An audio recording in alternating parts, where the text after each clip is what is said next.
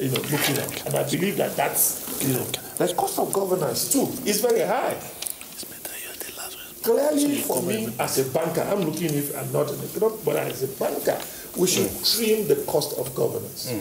It's very obvious. There are so many idle assets that you have all over the place, and those assets attract overheads.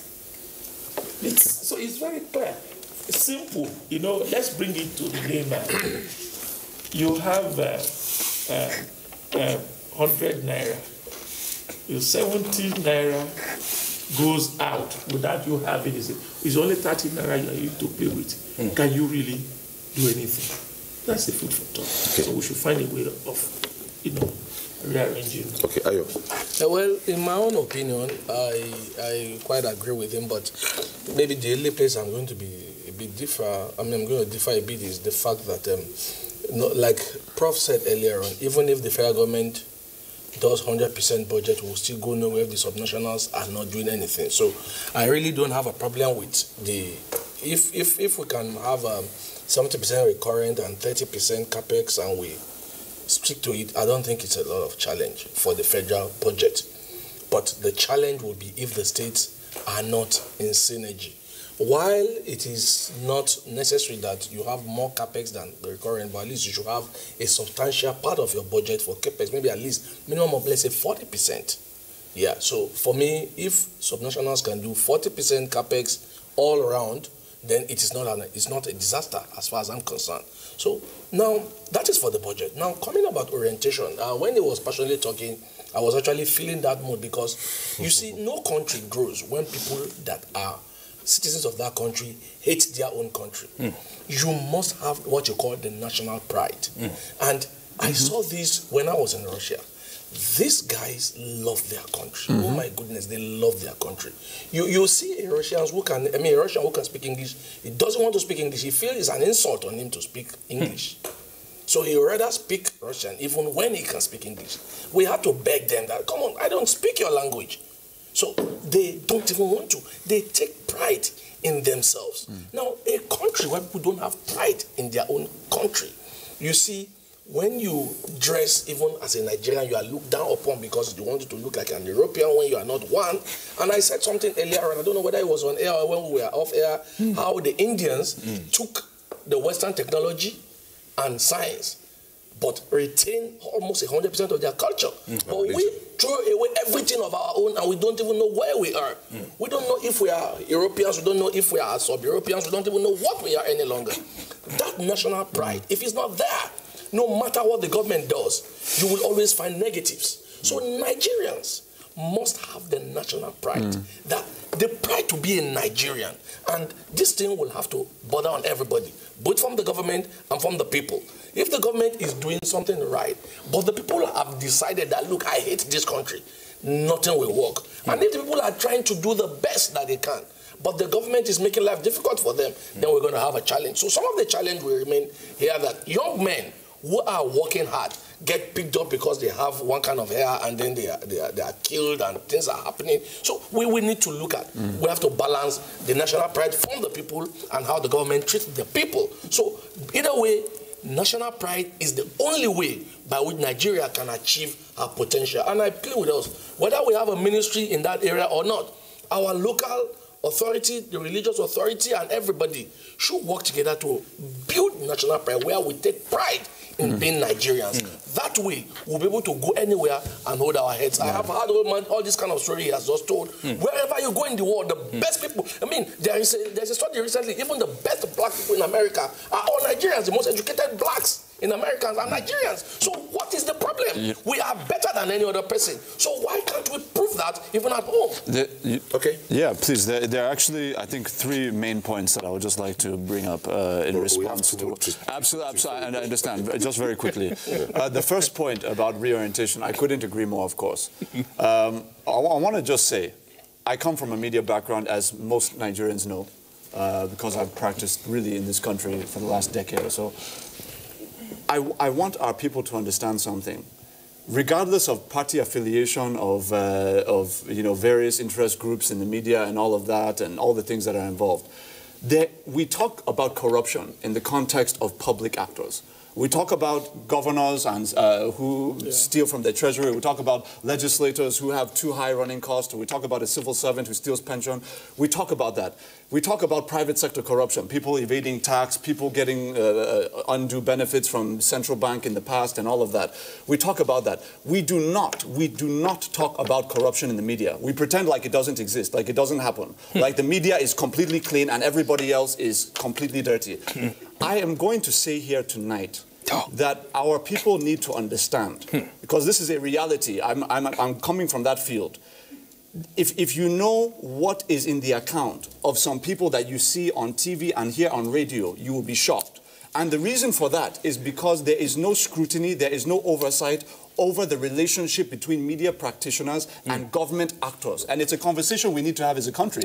Because we talk about, look, freedom of press is very important. It's non-negotiable.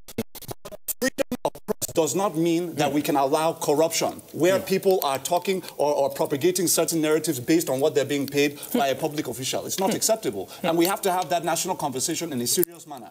The second thing I'll say is this. Part of the reason why our people have a difficult time with really having that patriotic zeal is not because they don't want to be patriotic.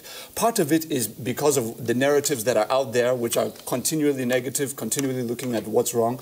But part of it also is they see the faults in our justice system. They see certain categories of people not being affected. And this isn't, this administration is trying to turn that around, obviously, but this is a historical issue which has led to serious problems. And when there's not that sense of justice, there's going to be a sense that, okay, what's my stake in this whole matter called Nigeria? And I think that's something that is being looked at right now. And in fact, if you look at even the judiciary allocation in 2014, the entire judiciary received 68 billion naira.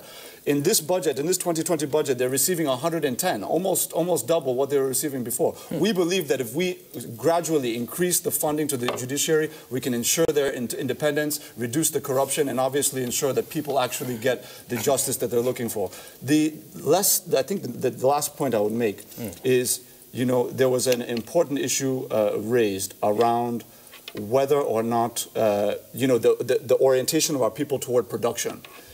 One of the very interesting things is, you know, there was also service. Right, service, exactly.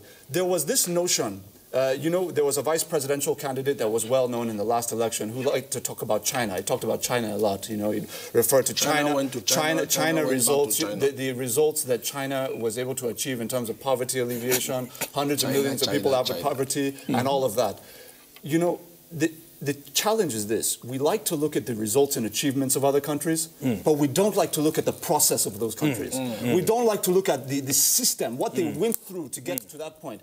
I happen to be a historian by academic training. One of my degrees is in history. And I had a focus on Southeast Asia, China, and Russia. The Chinese history, for anybody who knows, you can even go and look it up, the Cultural Revolution, what was that? They went to, because they wanted to industrialize, they had an agro-economy where you had hundreds of millions of people living in poverty.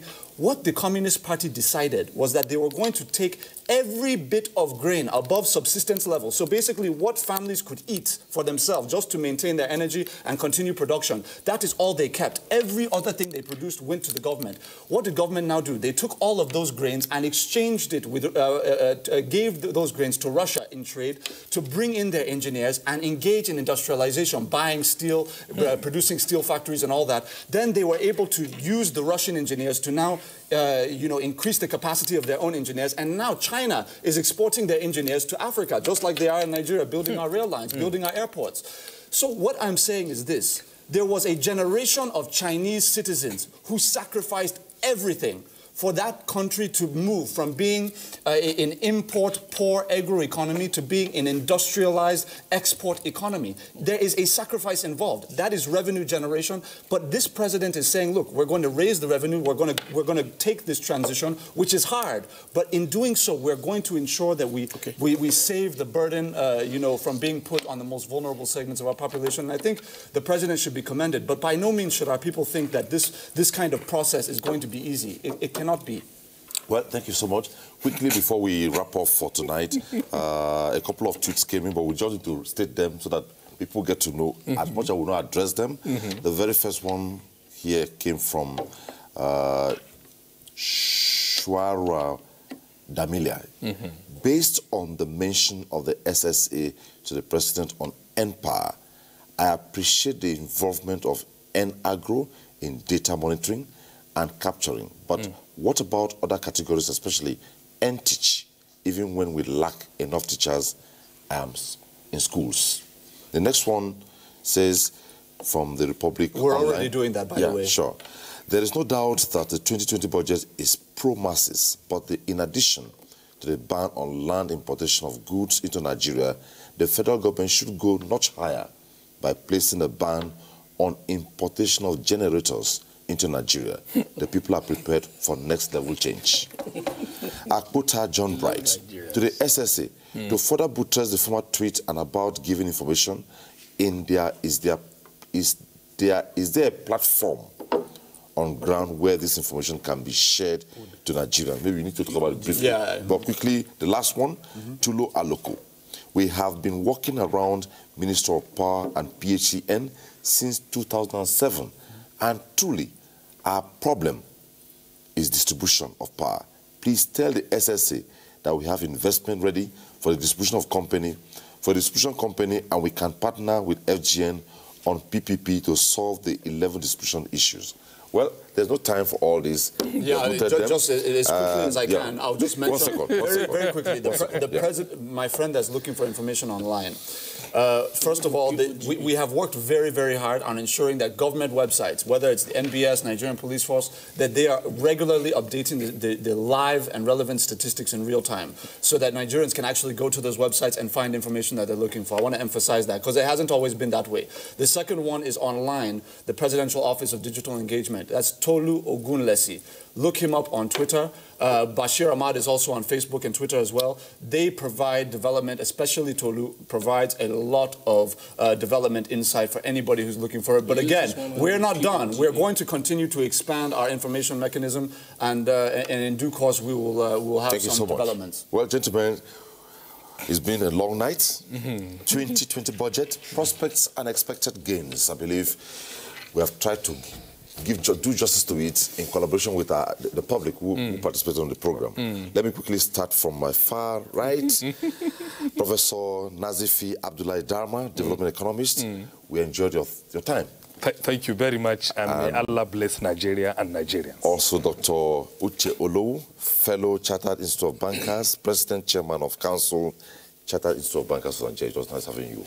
Thank you. It's my pleasure. And I believe the SMEs are what listen to you about unlocking funds. Okay, Ayobami Ayolowo, political economist. Thank you very much. God bless Nigeria, and may Nigeria fulfill the purpose for which God created Nigeria. Amen. And also to Ajurin Galale, Senior Special Assistant to the President, Public Affairs.